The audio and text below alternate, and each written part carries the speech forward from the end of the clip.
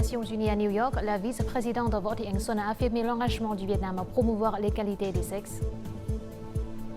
Dans le cadre des réformes administratives, la délivrance des certificats d'origine s'effectue désormais en ligne, ce qui facilite les activités d'import-export.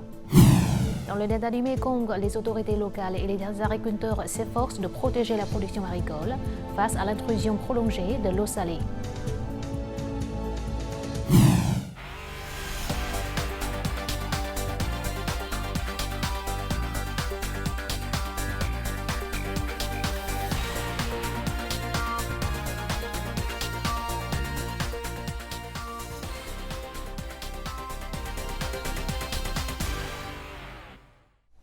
Mesdames et messieurs, bonjour, bienvenue à cette nouvelle édition du journal francophone. Le Vietnam attache toujours de l'importance à ses relations de coopération avec le Pakistan et souhaite les développer dans le futur. C'est ce qu'a déclaré le président Võ Văn Thưởng en recevant ce mardi à Hanoï l'ambassadrice du Pakistan, Samina Meltap, venue saluer au terme de son mandat au Vietnam. Le chef de l'État vietnamien a exhorté les deux parties à intensifier les échanges de délégations au niveau ministériel, sectoriel et local, d'entreprises, d'associations, de groupes parlementaires d'amitié et entre les peuples pour renforcer la compréhension mutuelle et l'amitié vietnamo-pakistanaise. Le président Võ Văn Thưởng a aussi demandé aux deux parties de mettre en œuvre plus efficacement la coopération dans les domaines du commerce et de l'investissement. Lundi 11 mars, au siège des Nations Unies à New York, la vice-présidente vietnamienne Võ Thị Ánh Xuân a participé à la 68e session de la Commission de la condition de la femme du Conseil économique et social des Nations Unies. Dans son discours, la vice-présidente vietnamienne Võ Thị Ánh Xuân a insisté sur la nécessité d'aider les femmes à exploiter leur plein potentiel dans les sphères économiques, politiques et sociales.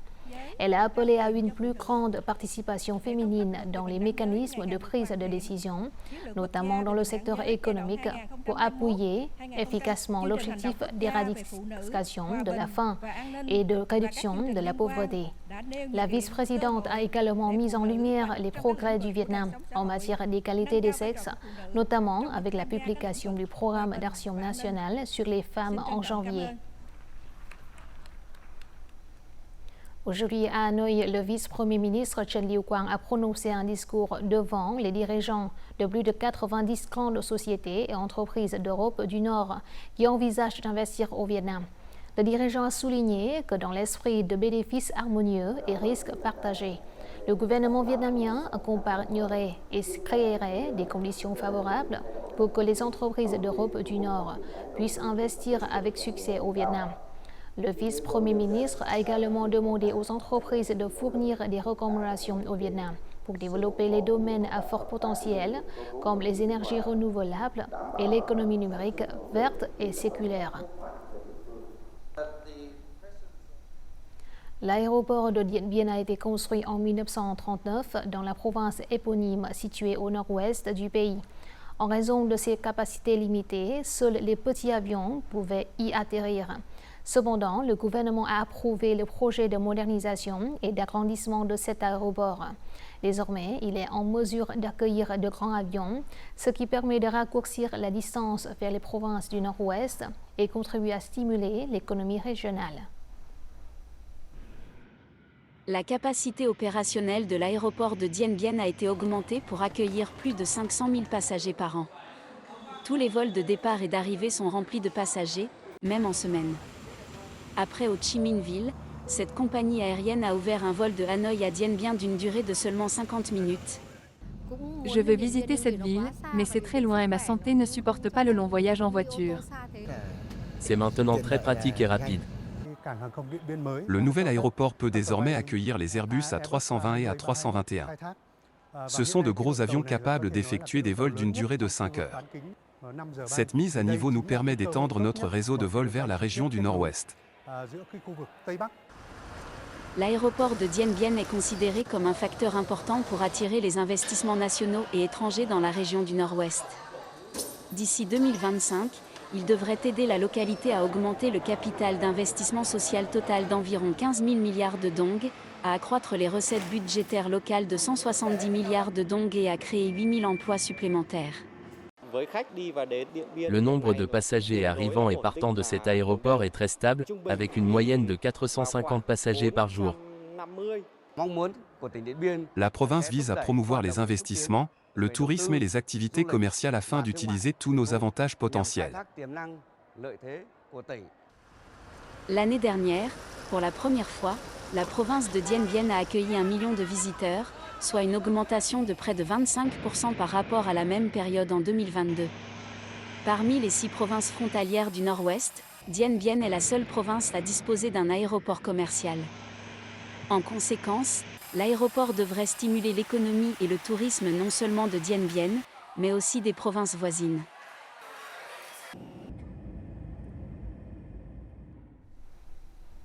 La croissance du PIB du Vietnam au premier trimestre 2024 pourrait atteindre 100,5%. Telle est la prévision de la Banque de Singapour UOB, basée sur les données économiques de février récemment publiées. Selon l'UOB, les perspectives du Vietnam sont renforcées par la reprise de l'industrie des semi-conducteurs, la croissance constante de l'économie chinoise et régionale, ainsi que par l'évolution de la chaîne d'approvisionnement en faveur du Vietnam et de l'Asie du Sud-Est. Les experts de l'UOB maintiennent la prévision d'un taux de croissance de 6% pour l'économie vietnamienne en 2024. L'inflation serait de 3,8%. La Banque d'État pourrait continuer à maintenir les taux d'intérêt opérationnels stables cette année. Le Vietnam a signé des accords de libre-échange avec 60 marchés, représentant plus de 60% du chiffre d'affaires de ses exportations. Pour tirer parti de cet avantage, les réformes administratives continuent d'être accélérées. Plus précisément, le fait que la procédure de délivrance du certificat d'origine peut désormais s'effectuer en ligne crée des conditions favorables à la croissance des exportations. Tout de suite, les détails. D'ordinaire, il faut environ 1 jour pour obtenir le certificat d'origine sur papier et de 3 à 5 jours pour transférer les documents à l'étranger. Avec le certificat électronique, le délai est réduit à seulement 2 heures. Grâce à cela, les entreprises exportatrices peuvent économiser du temps et des ressources. Les certificats, une fois approuvés, sont immédiatement transférés à nos partenaires à l'étranger. Cela permet aux clients d'économiser des frais d'impression et d'expédition. L'émission de CO est le service public le plus demandé. Le ministère de l'Industrie et du Commerce a choisi de mettre en œuvre ce service en ligne afin de faciliter les activités d'import-export. Les procédures sont aussi en constante amélioration. Jusqu'à présent, 14 formulaires de CO sont déjà disponibles en ligne. Il y a aussi 11 formulaires dont les résultats sont imprimés directement sur papier et les douanes des pays partenaires peuvent vérifier via les codes QR. La simplification des procédures administratives est la plus forte recommandation des entreprises étrangères au Vietnam. Car cela aide à réduire les coûts et les délais pour les entreprises et favorise les échanges commerciaux. Les délais et les procédures de délivrance des CO au Vietnam ont été nettement améliorés. Les entreprises d'import-export sud-coréennes en sont très contentes, car elles peuvent mieux bénéficier de l'accord de libre-échange entre nos deux pays. Promouvoir l'accès aux services publics en ligne au Vietnam est considéré comme une priorité pour améliorer l'environnement d'affaires et de l'investissement. La mise en service du portail national de la fonction publique est une étape importante dans le processus d'édification de l'e-gouvernement et de gouvernance électronique au Vietnam.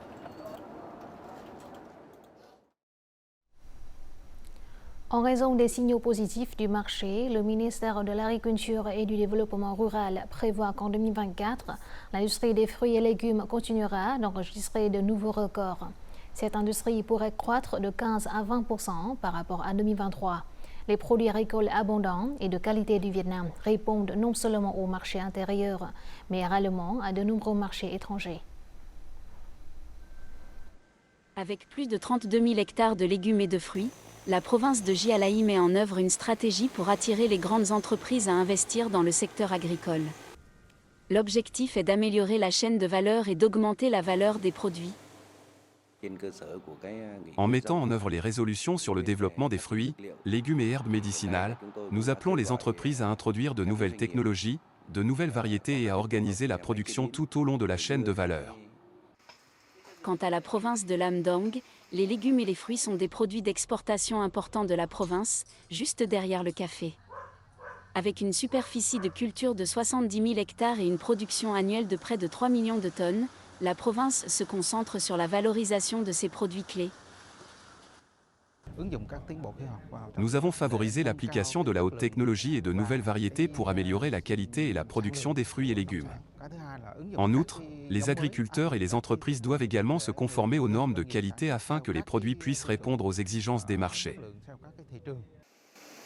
Récemment, l'industrie des fruits et légumes a reçu de nombreux signaux positifs, atteignant des records de production et d'exportation. Ce succès est dû à une bonne planification, au lien entre la production, la transformation et la consommation ainsi qu'à l'amélioration de la valeur du produit. Les chaînes de valeur fermées, depuis la technologie des intrants jusqu'au lien entre la culture et la transformation, aideront les produits à accéder au marché d'exportation de manière plus durable. Au cours des 2 premiers mois de 2024, les exportations de fruits et légumes ont atteint 970 millions de dollars, soit une augmentation de près de 73% par rapport à l'année précédente. Actuellement, la demande mondiale de fruits et légumes importés continue d'augmenter.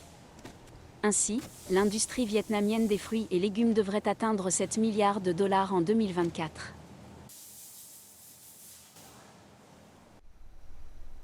Notre journal continue avec les taux de change et l'indice de la bourse du Vietnam.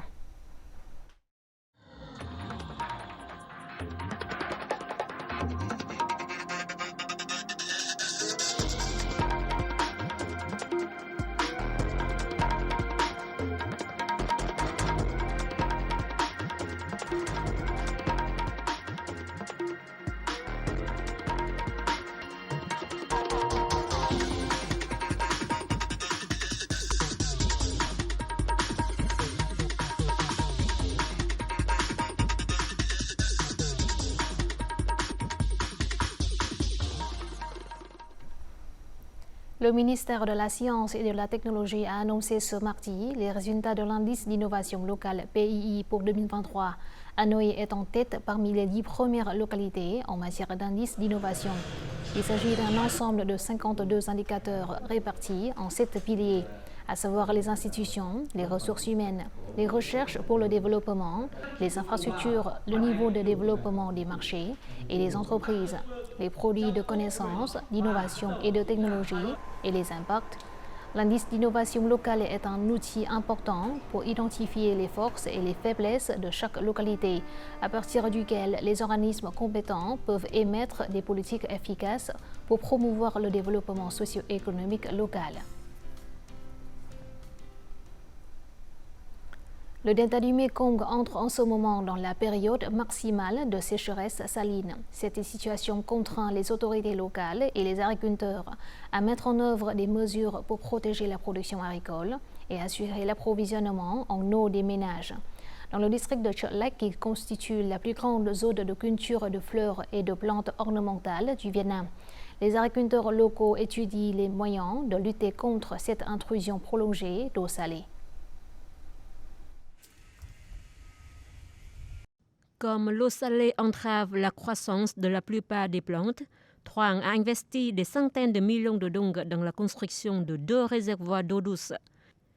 Ces réservoirs assurent un approvisionnement constant en eau pour une parcelle de 20 000 m² dédiée à la culture du durian et des arbres à fleurs, ainsi qu'à la transplantation de semis.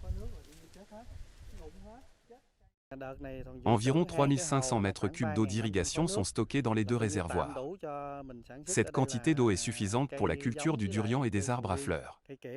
Si nous manquons d'eau, nous utiliserons un petit bateau pour acheminer l'eau à partir d'autres sources. Les propriétaires de ce jardin floral ont également pris des mesures.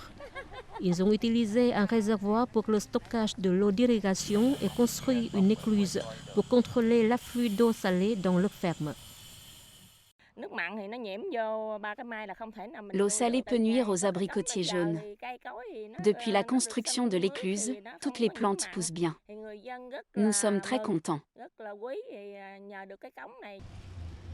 Les autorités locales ont également investi dans la construction de systèmes d'assainissement, d'égouts et de ponceaux pour aider les agriculteurs à protéger la production agricole. Les agriculteurs locaux disposent de nombreux moyens pour faire face à la sécheresse et à l'intrusion de l'eau salée. Depuis la mi-2023, ils ont élaboré des plans pour leur production agricole. Dans les zones dépourvues de réservoirs, il est recommandé aux agriculteurs de modifier leur programme de culture. Selon la station hydrométéorologique provinciale de Bến-Tre, l'intrusion d'eau salée dans les estuaires du Mekong devrait augmenter rapidement jusqu'au 13 mars, puis diminuer progressivement. Cependant, l'intrusion pourrait à nouveau s'intensifier vers la fin du mois. Actuellement, la ville de Hanoï promeut le développement d'espaces publics au service de la communauté. De nombreux parcs et jardins publics ont été rénovés et modernisés. Les habitants apprécient grandement ce changement positif. Après rénovation, le jardin fleuri Hàng Đậu est devenu une nouvelle attraction dans l'espace public de Hanoï. Il s'agit du premier jardin fleuri à proposer des spectacles artistiques de musique aquatique.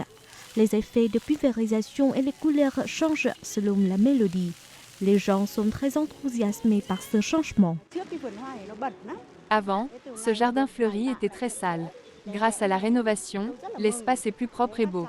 Les enfants aiment venir ici pour s'amuser et profiter du programme de musique aquatique. Ba Đình est l'un des deux arrondissements de Hanoï qui compte le plus de jardins fleuris. La moitié de ces lieux ont été rénovés. Les idées pour renouveler les jardins fleuris viennent des habitants. À travers des rencontres avec les électeurs, lors de festivals, d'activités culturelles et historiques, nous écoutons la voix du peuple. Cela nous aide à effectuer des recherches et à mieux servir les gens. Hanoï se concentre sur le développement durable et la conservation de la biodiversité.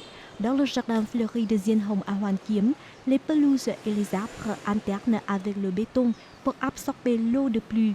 Le système d'éclairage a été amélioré afin qu'il n'éclaire pas directement la canopée des arbres, ce qui affecterait la vie nocturne des insectes. Les moindres détails sont soigneusement calculés. Après, comme il y a beaucoup de projets, on peut dire qu'il y a des très bons projets et hélas, il y a des projets qui sont beaucoup moins bons. Ils ne sont pas tous de très bonne qualité. Voilà, donc du coup, j'ai une approche assez partagée, on va dire, très, très content et je trouve très positif. Selon le plan, d'ici fin 2025, Hanoï achèvera la rénovation et la modernisation de 32 jardins fleuris.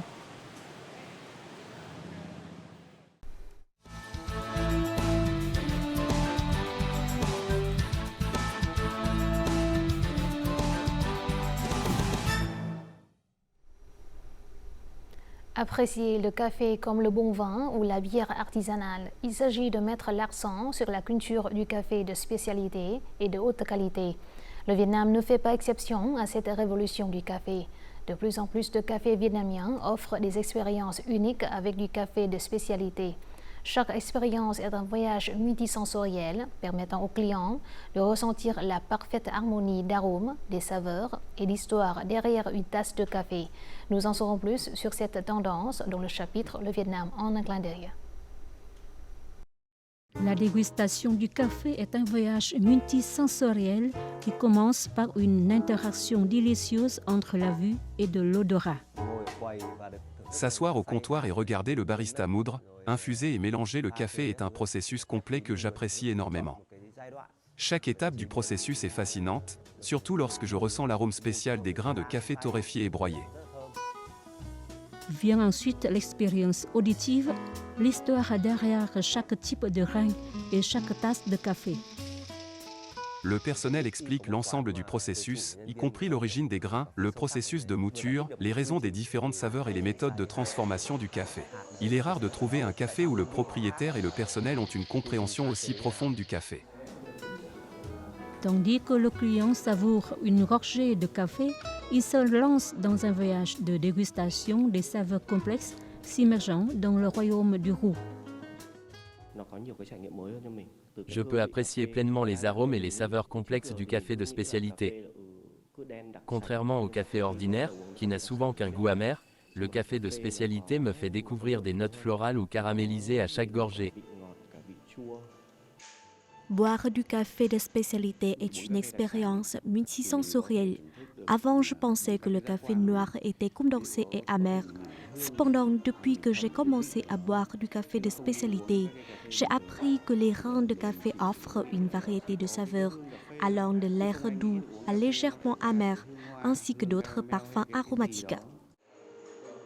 Dans l'histoire de la dégustation du café, la première étape abordait la commodité du café instantané, tandis que la deuxième étape consistait à introduire divers types de café de meilleure qualité. Pour l'actuelle troisième étape, l'expérience du café atteint un nouveau niveau de savoir-faire impliquant des baristas et des cafés de spécialité. Les variétés de café de la plus haute qualité sont cultivées dans des régions dotées de conditions naturelles idéales. Les rains de café sont le fruit de procédures particulières de soins, de récolte et de transformation. Pour être reconnus comme spécialité, les rains de café doivent obtenir au moins 80 points sur 100 selon les normes mondiales. Les grains de café sont d'abord classés selon leur qualité de grain vert, puis selon leur qualité à la dégustation. Par exemple, à quoi ressemble l'arôme sec? Quel genre d'arôme? Quelle est l'intensité de l'arôme? Quel type d'arôme est présent lorsque vous versez de l'eau dessus? Il existe un total de 10 critères, et seuls les grains de café ayant obtenu un score supérieur à 80 points sont considérés comme du café de spécialité. Suivant cette tendance, de nombreux cafés et chaînes au Vietnam donnent la priorité non seulement à la qualité irréprochable de leur grain de café, mais s'efforcent également d'affiner les techniques de brassage et d'améliorer l'expérience client. Je combine la culture du café vietnamien avec les techniques avancées de torréfaction et de mélange du monde. Par exemple, notre best-seller de chaque été est le cold brew aux fruits sauts, un type de fruit typique de Hanoï. Les grains de Robusta vietnamiens sont combinés avec le jus de sauce selon la méthode de la bière froide. L'expérience réelle du café est bien plus que la consommation. C'est une expérience culturelle avec l'histoire de la culture du café et les saveurs distinctives de chaque variété de café. Par exemple, le Robusta cultivé à Dak Lak a un corps lourd, tandis que le Robusta cultivé à Lam Dong a des notes plus fruitées et un goût plus sucré et moins salé.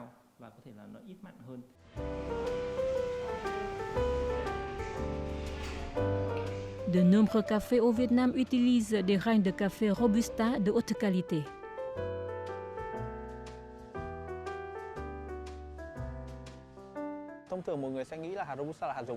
Le Robusta est souvent considéré comme une source de caféine pour les boissons énergisantes ou le café instantané.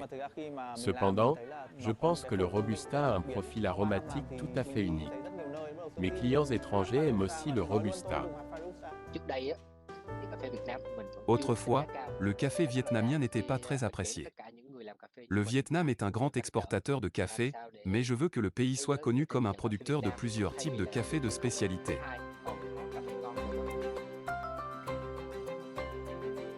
Le café de spécialité offre une aventure sensorielle remarquable. Cette vague de consommation de café de spécialité aide à améliorer la réputation du café vietnamien de haute qualité.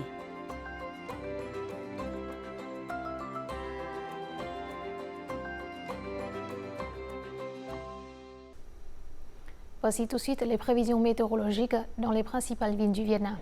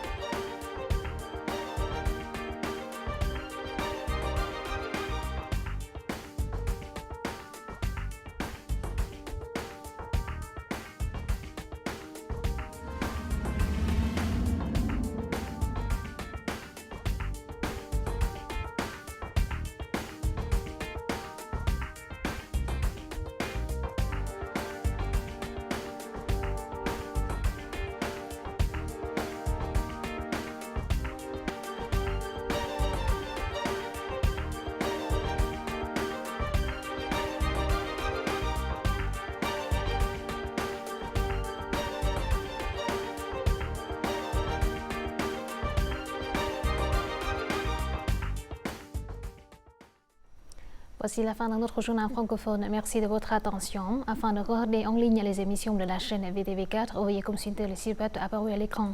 Vous pouvez aussi télécharger l'application VTV Go sur App Store ou Google Play. Au revoir et à la prochaine.